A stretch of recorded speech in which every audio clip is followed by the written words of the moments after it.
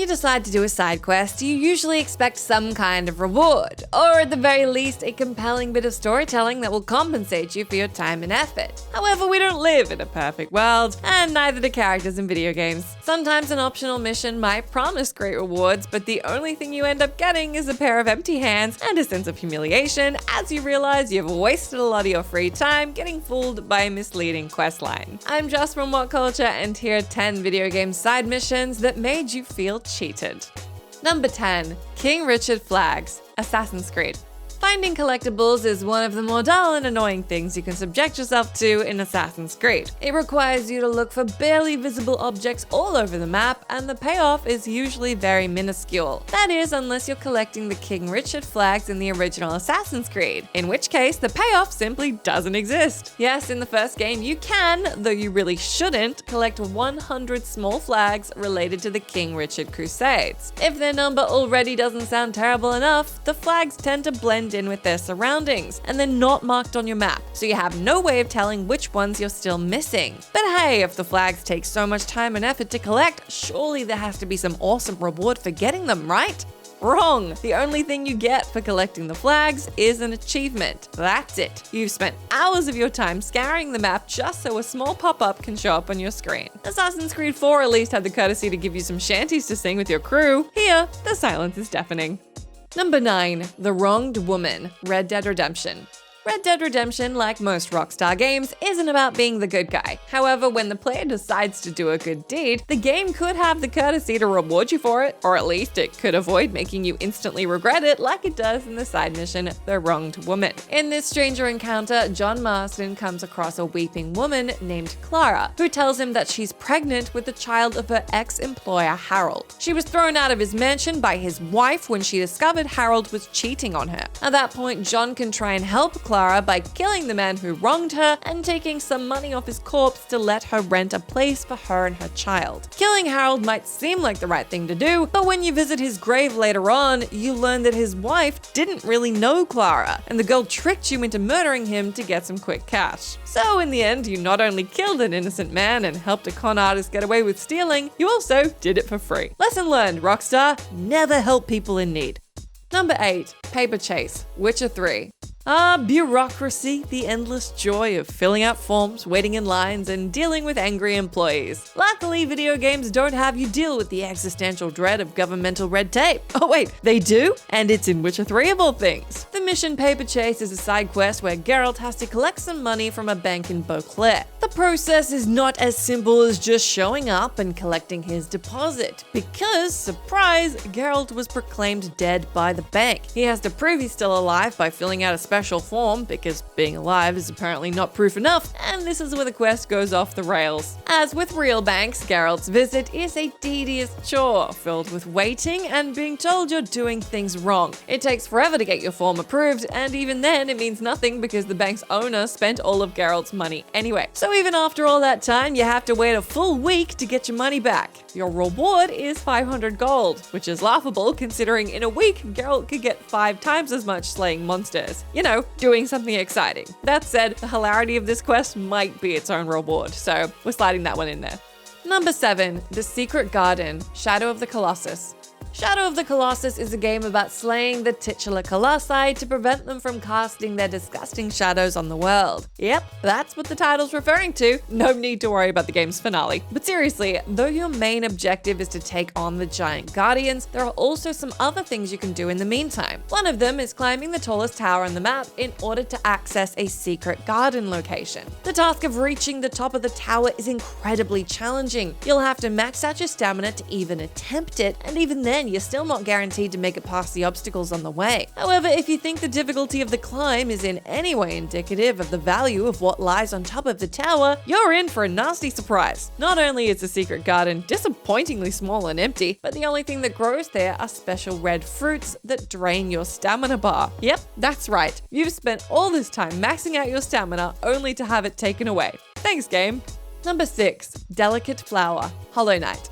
Hollow Knight's difficulty level is a well-known fact within the gaming community. It's oftentimes described as 2D Dark Souls due to its absolutely ruthless boss fights and tricky level design. This said, the most difficult thing you can possibly do in the game is a mission called Delicate Flower. It requires you to deliver the titular delicate flower to the grave of a dead woman. It might not look so bad at first glance, but the delivery comes with a catch. You obtain the flower on one edge of the map, and you have to deliver it to the other without relying on any methods of fast travel. Considering that the map is divided into several sections with obstacles, monsters, and treacherous dead ends, the task is a really big undertaking. Not to mention, you'll probably need to explore some parts of the map beforehand in order to unlock passages to the other side. But you're probably wondering what all of this effort amounts to. What do you get after successfully delivering the flower? Well, your reward is just one mask shard. Don't worry though, just find 3 more shards and you can turn them into 1 point of health. Yeah, it's really not worth it.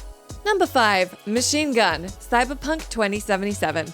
The world of Cyberpunk 2077 has plenty of futuristic weapons for you to play with. One of them is even sentient. Called Skippy, the gun comes with a custom AI that allows it to talk, have unique personalities, and even help you with aiming. It's an incredibly powerful weapon as it's capable of landing automatic headshots on your enemies. But let's be honest, even without this ability, Skippy's charms and quips are already a good enough reason to keep him in your inventory. However, Skippy does have one peculiar issue. At some point, he'll start asking you to return him to his original owner. He can be very persistent about it, to the point where if you don't listen to his plea, he might stop talking to you forever. At that point, you might feel like giving him back to his owner is the right thing to do. But to put it simply, it isn't. His owner, Regina Jones, will only reward you with a handful of eddies for doing the right thing. And then, to add insult to injury, she'll wipe Skippy's personality right in front of you, essentially killing your fun bullet-shaped companion. You see now, Skippy? She didn't deserve you.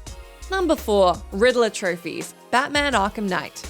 DC fans love to argue about who's the most diabolical villain in the Batman series. However, anyone who's played an Arkham game knows the answer is always the Riddler. Not because of his body count or his maniacal personality, but simply because he loves to subject the player to the most evil scheme in all of video games, collecting his worthless trophies. Every time the Riddler makes an appearance in an Arkham game, his missions revolve around collecting his green question marks. There are hundreds of them across the series, and the only thing you get for finding them all is the satisfaction of being able to beat up the guy who hid them all over Gotham in the first place. However, even when there's a promise of a greater reward, the Riddler finds ways to disappoint. In Arkham Knight, you have to defeat Riddler in order to reach the game's true ending, and this means collecting exactly 253 Riddler trophies. And no, before you ask, the true ending isn't worth it. It's just a slightly altered version of the game's regular final cutscene. It's almost as if the developers enjoyed watching you waste your time on worthless collectibles.